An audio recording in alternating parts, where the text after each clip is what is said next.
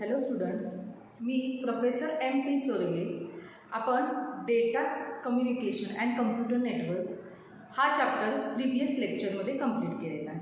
Okay, तर आज आपण नेक्स्ट चॅप्टर स्टार्ट करत आहोत, that is unit number 2, transmission media and switching. आता फर्स्ट लेक्चरमध्ये आपण बघत होतो डेटा काय करायचं, सेंडरकडून रिसिव्हरकडे सेंड करायचा युजिंग कम्युनिकेशन चॅनल्स. ओके, मग हे जे काही मीडियम, हे जे काही कम्युनिकेशन चॅनल आहे म्हणजे काय, जो काही डेटा ट्रान्समिट केला जातो ज्याच्या through, that is nothing but transmission media असं आपण म्हणतो. बरोबर, पण ॲक्च्युली हा कोणत्या टाईपचा असतो ट्रान्समिशन मीडिया, तो कुठे यूज केला जातो आणि तो त्याच सिच्युएशनला काय यूज केला जातो, त्याचे काही पर्सनल असे कॅरेक्टरिस्टिक्स असणार आहेत. ओके, ह्या सगळ्याचा आपण ट्रान्समिशन मीडिया अँड स्विचिंग ह्या चॅप्टरमध्ये काय करणार आहे, आपण स्टडी करणार आहोत. First of all, transmission media म्हणजे काय? Transmission media, it is the medium through which we can transmit the data from sender to receiver. Transmission media म्हणजेच काय, असा मीडियम ज्याच्या थ्रू आपण काय करतो, नंबर ऑफ इन्फॉर्मेशन किंवा डेटा काय करतो, सेंडरकडून रिसिव्हरला ट्रान्समिट करतो. अशा मीडियमला आपण ट्रान्समिशन मीडिया म्हणतो. किंवा आपण ह्यापूर्वी त्याला काय म्हणत होतो, कम्युनिकेशन चॅनल्स. जे काही कम्युनिकेशन चॅनल्स असतात त्यालासुद्धा आपण मीडियम असं म्हणू शकतो. तर हा जो काही ट्रान्समिशन मीडिया असणार आहे ते काय झाले, त्याचे क्लासिफिकेशन झाले, त्याच्या कॅटेगरीज झाले. तर त्या कॅटेगरीज का झालेल्या आहेत, कारण जेव्हा आपण कम्युनिकेशन करत असतो, डेटा ट्रान्समिट करत असतो, त्यावेळी तो एकतर वायर्ड किंवा वायरलेस असतो. बरोबर, depend on the particular situation. मग तसेच ट्रान्समिशन मीडियाचे दोन टाईप आहेत. फर्स्ट वन असणार आहे guided and second one is unguided. आता गायडेड मीडिया म्हणजेच काय, असा मीडिया जो काय केला जातो पॉईंट टू पॉईंट कम्युनिकेशनसाठी यूज केला जातो. इथं काय होतं, physically point two point communication लागतं तरच त्याला काय म्हटलं जातं, गायडेड मीडिया. आणि जिथं फिजिकली कम्युनिकेशन रिक्वायर्ड नसते, जिथं थ्रू एअर आपण काय करू शकतो, कम्युनिकेशन घडवून आणू शकतो, that is nothing but unguided media. म्हणजेच काय सांगू शकता तुम्ही, वायरलेस मीडिया. लक्षात येत आहे का? मग जे काही सॅटेलाईट वगैरे आपण यूज करतो ते काय असणार आहे, थ्रू एअर कम्युनिकेशन होतं. म्हणजेच तिथं कोण झाला, एअर हा मीडियम झाला ज्याच्या थ्रू काय केले जातं, डेटा किंवा इन्फॉर्मेशन ट्रान्समिट केली जाते. हे झालं अनगायडेड मीडियामध्ये. आणि गायडेड मीडिया म्हणजेच काय, मी काय सांगितलं तुम्हाला, जिथं फिजिकल कनेक्शन रिक्वायर्ड असतं, जिथं वायर्स, जे काही चॅनल्स, केबल्स असतील ते पॉईंट टू पॉईंट कनेक्ट करावे लागतात. Okay, that is nothing but guided media. म्हणजेच ट्रान्समिशन मीडियाचे दोन टाईप्स कोणते सांगणार तुम्ही, गायडेड म्हणजेच कुठला असणार आहे, वायर्ड मीडिया. आणि सेकंड वन कुठला सांगणार तुम्ही, अनगायडेड, दॅट इज वायरलेस मीडिया.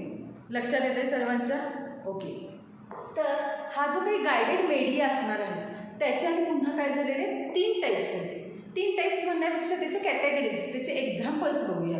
कोणकोणते असणार आहेत? First one is twisted pair cable, next one is coaxial cable and last one is fibre optic cables. हे कोणाचे एक्झाम्पल्स आहेत, तर गायडेड दॅट इज वायर्ड मीडियाचे हे काय असणार आहे, एक्झाम्पल्स असणार आहेत.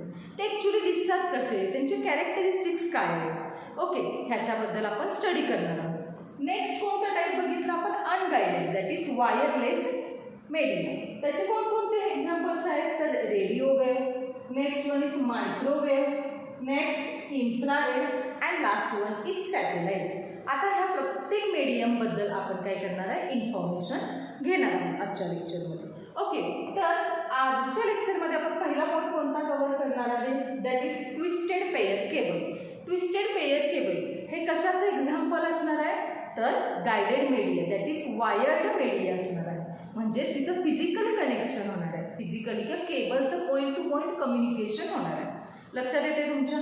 तर आता आपण ही डायग्रॅमकडे बघूया. ह्या डायग्रॅम्स असणार आहेत त्या ट्विस्टेड पेयर केबल्सचे असणार आहे. ट्विस्टेड पेयर केबल म्हणजे काय, अशी केबल जी काय केली जाते, ट्विस्ट केली जाते. ओके, ट्विस्ट का करायची, त्यामागं पण काही रिझन्स असणार आहेत, राईट. तर पहिल्यांदा बघूया, फर्स्ट डायग्राम असणार आहे ती अनशेल्डेड ट्विस्टेड पेयर केबल आणि नेक्स्ट डायग्राम आहे ती shielded twisted pair cable. Okay, twisted pair cable ह्या 2 टाईप्सचे असतात. त्याच्या पुन्हा आणि सब कॅटेगरी झालेली आहे.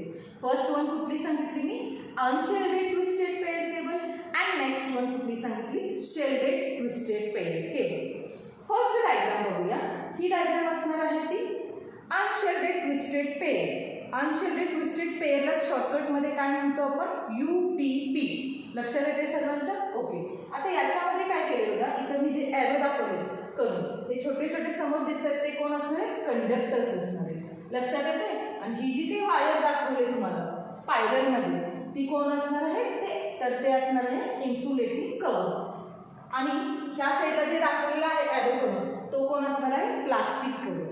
हा झाला अनशेल्डेड ट्विस्टेड पेयर केबल. ही काय असणार आहे, केबल. त्याच्या अंदर हे 2 कोण असणार आहे, कंडक्टर्स असणार आहे, आणि त्याच्यावर कोण आहे, इन्सुलेटेड कव्हर. लक्षात येत आहे? नेक्स्ट डायग्राम आहे ती आहे शेल्डेड ट्विस्टेड पेयर केबलची. याच्यामध्ये फक्त चेंज काय आहे, दोन्ही डायग्राम सेमच आहेत. याच्यामध्ये फक्त काय केलेलं आहे, इथं शेल्डिंग केलेलं आहे. इथं काय केलेलं आहे, मेटल शेल्डिंग केलेलं आहे. आता हे जे मेटल शेल्डिंग केलेलं असते ते कुठं केलेलं असते, तर ते ग्राउंडला केलेलं असते.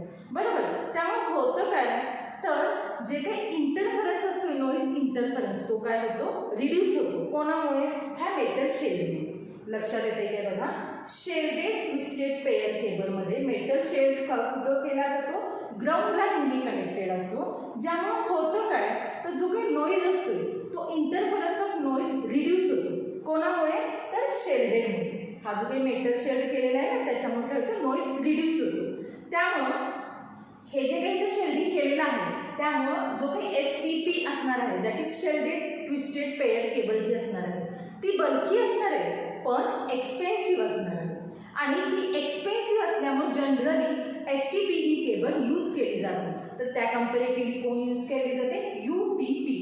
का, कारण ही काय असणार आहे, एक्सपेन्सिव्ह असणार आहे. एक्सपेन्सिव्ह का असणार आहे, कारण इथं मेटल शेल्डिंग केले. पण मेटल शेल्डिंग केलेल्याचा फायदा काय होतोय, जो काही नॉईज इंटरफरन्स असणार आहे तो काय होतोय, रिड्यूस होतोय.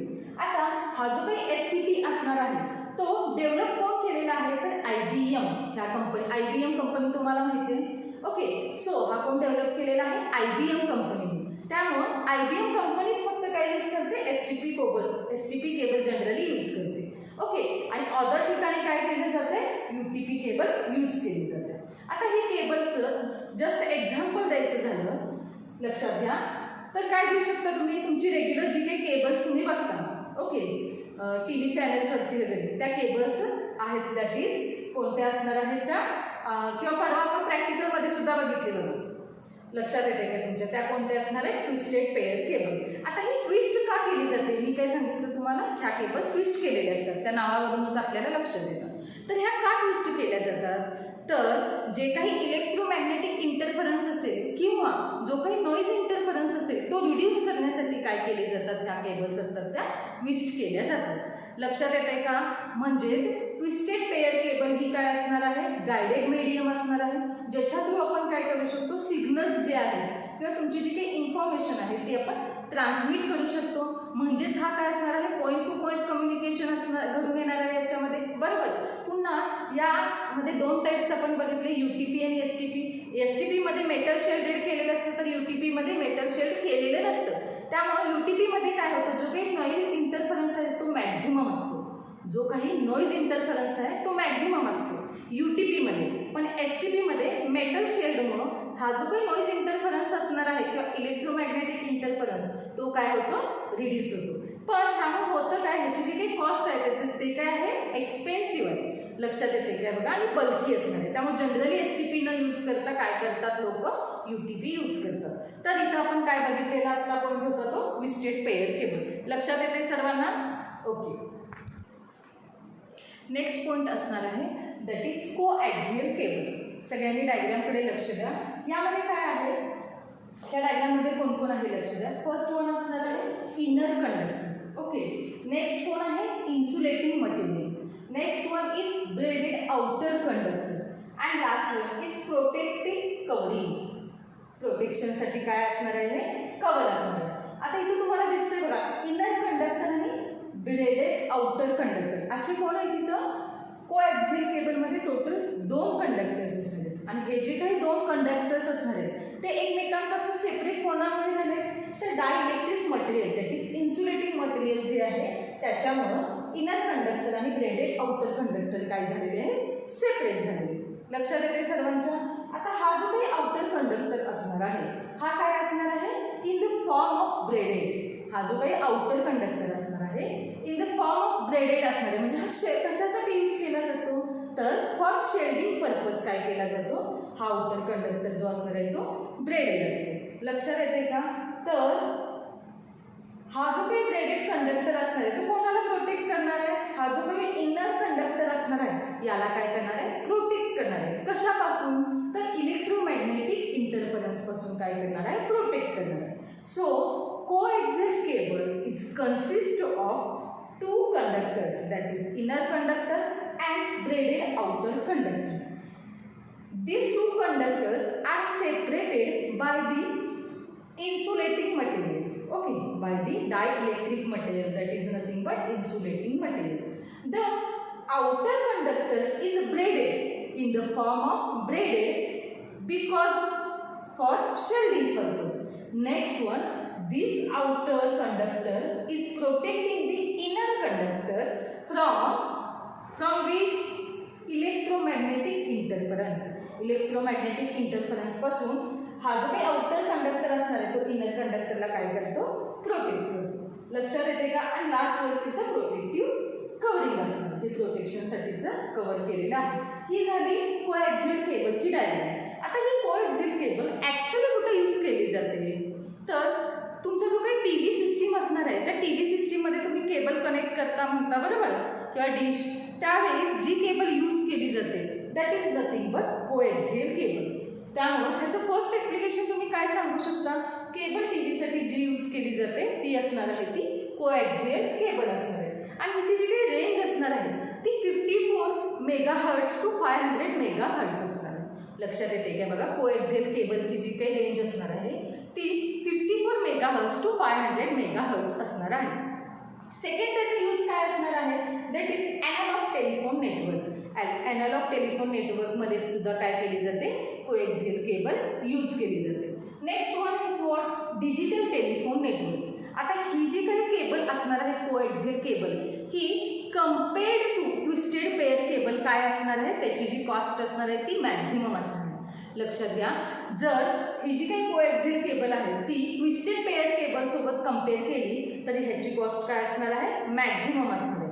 पण ही जर ऑप्टिकल फायबर केबल सोबत जर कम्पेअर केली तर त्याच्यापेक्षा याची कॉस्ट काय असणार आहे, कमी असणार आहे. आणि हे जे काही केबल्स आहेत ते जनरली कुठे यूज केले जातात, तर सर्वांच्याच घरी टी व्ही आहे तिथे जे काही केबल्स कनेक्शन केले जातात ती केबल कुठली असते, कोएक्सियल केबल असते. नेक्स्ट ॲनालॉग ट्रान्समिशन करायचं, ॲनालॉग ट्रान्समिशन नेटवर्कमध्ये किंवा डिजिटल ट्रान्समिशनच्या ठिकाणी काय केली जाते, ही केबल यूज केली जाते. ओके, तर मी काय सांगितलं ह्याची रेंज किती होती आपली, 54 megahertz to 500 megahertz. Okay, next point असणार आहे ऑप्टिकल फायबर केबल. आपण आता हे काय बघायला, गायडेड मीडियामधला लास्ट टाईप बघायला, that is optical fibre cable. Actual याची डायग्राम काय असणार आहे, त्याचं कन्स्ट्रक्शन लक्ष द्या. त्याच्यामध्ये ग्लास कव्हर आहे, नेक्स्ट ग्लास कॅडिंग आणि last one is protective covering. आता हा जो काही ग्लास कव्हर आहे हा सराउंडेड बाय कोणाचा आहे, तर ग्लास त्याच्या सराउंडेड बाय कोण असणार आहे, ग्लास क्लॅडिंग असणार आहे. ओके, आणि त्याचा जो काही रिफ्रॅक्टिव्ह इंडेक्स असणार आहे तो काय असणार आहे, लोअर असणार आहे. तर ह्याच्यामध्ये ॲक्च्युअली वर्किंग कसं होतं आहे, जेव्हा लाईट सोर्स यूज करून काय केली जाते, जी काही लाईट आहे ती फायबरवरती लॉन्च केली जाते युजिंग लाईट सोर्स. मग ते कुठले कुठले लाईट सोर्स असतील, जसं की तुमचा LED सगळ्यांना माहीतच आहे, लाईट इमिटिंग डायोड. तो काय करतो, हा जो लाईट सोर्स आहे तो काय करतो, तर फायबरवरती जे काही लाईट्स आहेत ते काय करतो, लॉन्च करतो. त्याच्यानंतर हे जे काही ट्रान्समिट केलेले असणार आहेत आपण सिग्नल्स ते डिटेक्ट कुठे होतात, तर अनदर साईडला.